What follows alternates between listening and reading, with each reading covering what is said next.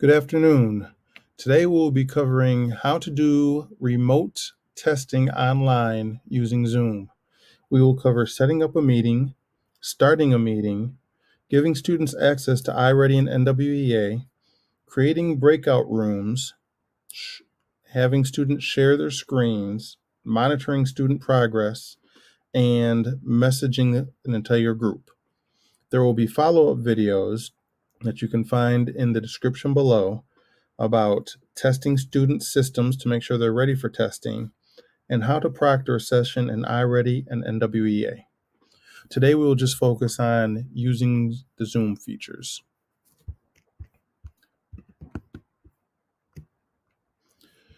There's a PDF included in the description, as well as email to all staff, that goes over all of the day of assessment procedures.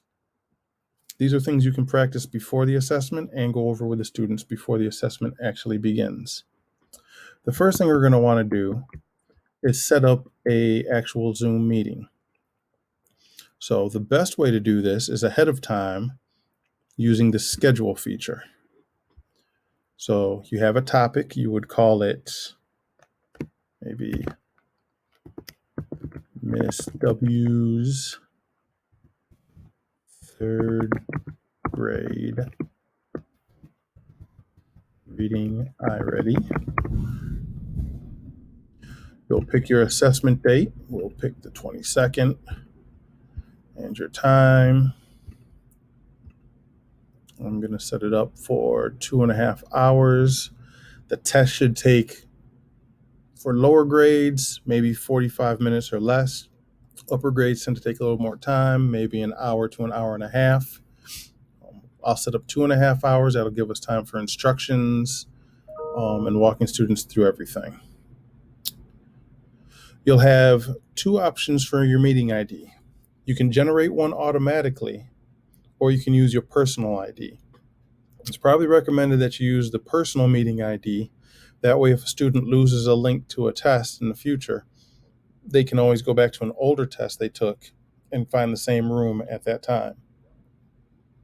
For security, you have the option of turning the waiting room on or off.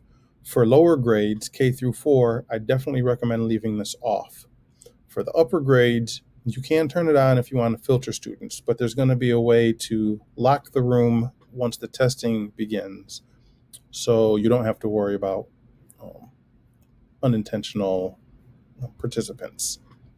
For the video, of course, we want to leave the host video on, the participant video on. For our audio, we want computer audio. For the calendar, we want to make sure we're using Google Calendar. This will allow us to share the test meeting link well before test day using Google Classroom or Seesaw. Then you'll click Save. It will open up your Google Calendar.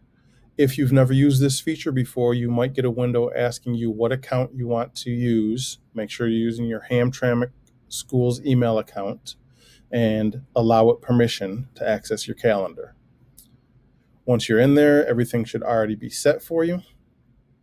It includes the Zoom link, and then we can just save it. And then we set that for the 22nd. We see our test information here that we can share with our class. So we'll close that for now. There will also be, like I said, this PDF in the description. So once students log into the Zoom via the assessment invitation, they will look like this. Hello. So of course you'll have more than 2 students, but once all the students that you expect to show up are there, or right before you set up the breakout rooms, you see the security button at the bottom of your screen. If you click security, you can lock the meeting. This will prohibit anybody else from joining and give you a secure testing session. All right. So in this room, you'll go over all the information with students. You can use the chat box to share the NWEA testing link, which will be shared with you in the proctoring session for NWEA video. And students using iReady will log in using Clever, and then they can just click the iReady link, and they will see the assessment in their to-do list. But you'll go over that with each student once you assign them the breakout rooms. So once you go over all the instructions and expectations in the general room, you will ask the students to, once they see it, accept the breakout room invitation. And there's some shortcuts we can use for that. And then you will monitor the students going in. So we'll click breakout room. You'll want to add as many rooms as you have participants. So I only have 2 participants. I want 2 rooms. If you have 10 students, you'll want 10 rooms. And then if you just leave this to automatic, it'll put 1 participant per room automatically. And you can create the breakout room. Now, before you actually start the room, you also have a couple options. You can move the participants in the breakout room automatically.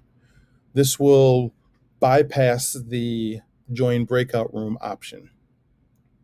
You'll want to allow participants to return to the main session at any time. This is how especially younger students will ask questions. You'll show them how to leave the breakout room, come in, ask you a question, because they won't be able to use the chat box feature in the breakout rooms. You'll want to make sure the countdown after closing the breakout room is set and set for the 60 seconds. All right. And you don't want to have breakout rooms close automatically. So once those options are set, you can open all rooms and everybody will be redirected to the room. You'll see everybody disappears and you're the only person left. I'll just shift this window open.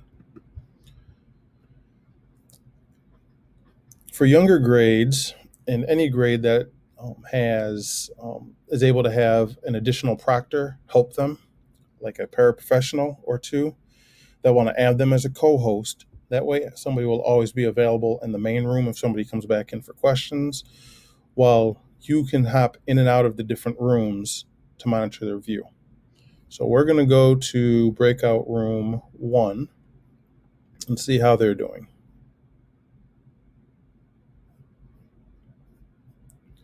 All right, I've lost my window. Here we go. So now we're in breakout room 1. And with this student, you want to make sure that they share the screen. So you'll walk them through clicking the green share the screen button and select the testing tab that they'll be using. Our high school students will be using NWEA. Younger students will be using iReady. I'll show the iReady display shortly. This will automatically go into full screen mode for you. You won't want that. So just hitting your escape key on your keyboard will minimize the screen so you can still see what they're doing, as well as monitor what they're doing here. And this way we can make sure they're not receiving any help or are being distracted while testing when we hop in. So the student would come in, they would use the session name and password that you gave them earlier to log in. Another feature, especially for any younger students, maybe not in NWEA, or any students even older that are having issues with logging in, once they are sharing their screen, you have the view options at the top of the window. Under view options, you can request remote control. By clicking remote control request, it will allow you to have access of the student screen so you can walk them through any technical issues they're having. You'll want to make sure they click approve on their screen. And once they do, I don't have all the permissions set up on my other computer yet, but once they do, you'll be able to go in and help the student with any problems. This will be particularly helpful for younger students who aren't sure exactly what buttons to click. When you're done, you can stop remote control. And then you can always leave the student's room. Make sure you're hitting leave breakout room and not leave meeting. That will end the meeting for everybody. But when you leave, I've lost my window again. Let me just drag it back up. The student's still in the room, proceeding with their test. If you lose your breakout window pop out, you can just click breakout rooms again. And then you can hop in and out of every student's room to make sure they're not having any issues.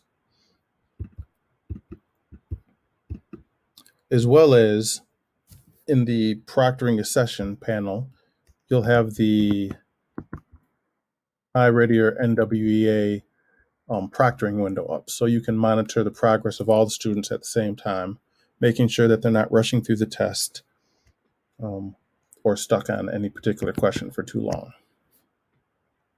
Right.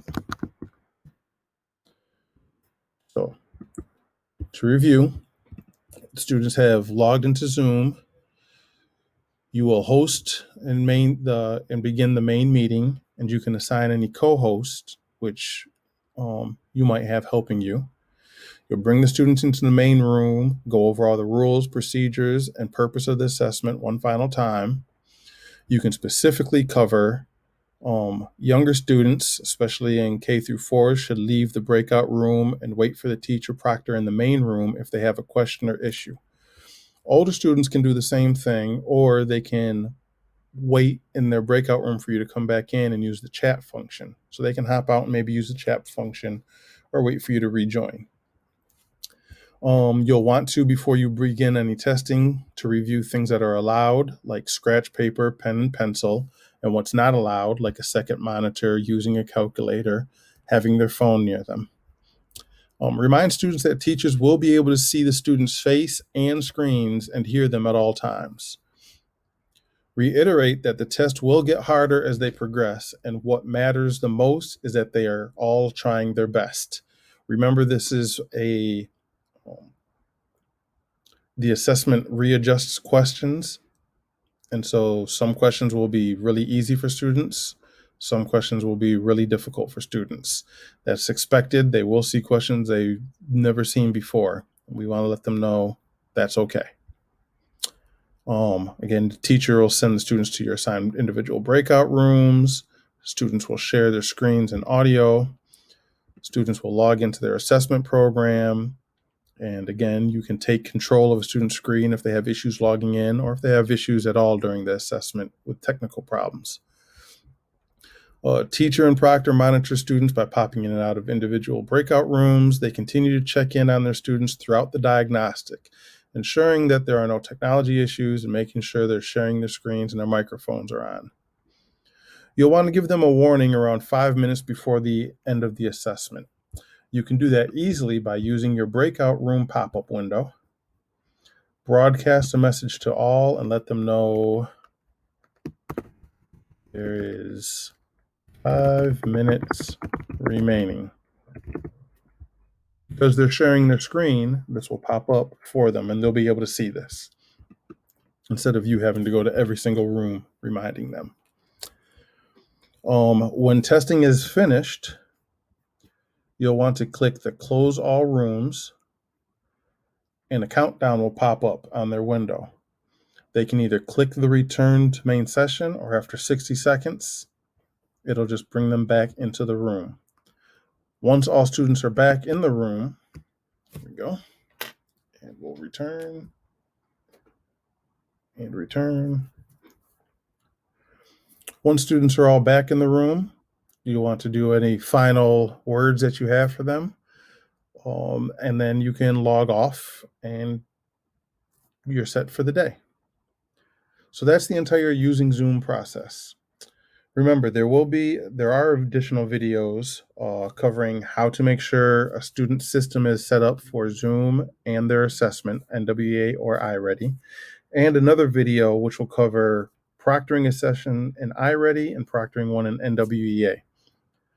If you have any questions, as always, please feel free to contact me. I'm always available to help.